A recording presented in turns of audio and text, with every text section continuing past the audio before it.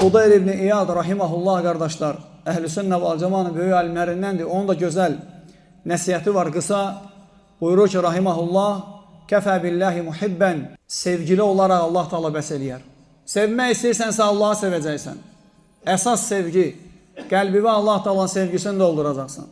Əsas sevgi Allahlandır. İn kuntum tuhibbunallaha fettabi'uni. Allah Taala deyir ki, əgər siz sevirsinizsə Allahı, Allah üçün sevgi olmalıdır qəlbdə. İbadəti sevərək eləməlisən Allaha, tənbəlliklə yox. Və idə qamu, Allah Taala nədir münafiqlər haqqında?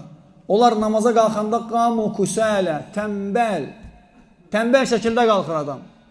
Sanki boynundan bir dağ asıblar. Lakin mömin sevərək eləyir ibadəti. Sevərək, ümid eləyərək Allaha, həmsinin qorxaraq.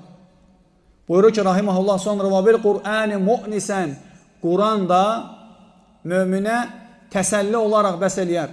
Oxuyursan Allah Taala'nın kitabını, qəlbin rahatlaşır. Ələ bi zikrillahi tatmainnul qulub.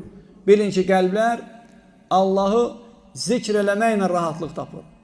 Ən gözəl zikir də Allah Taala'nın kitabıdır. Sonra buyurur ki, və bil mauti vaidən, ölüm də moizə olaraq bəs eləyər. Ölüm özü moizə olaraq bəs eləyər.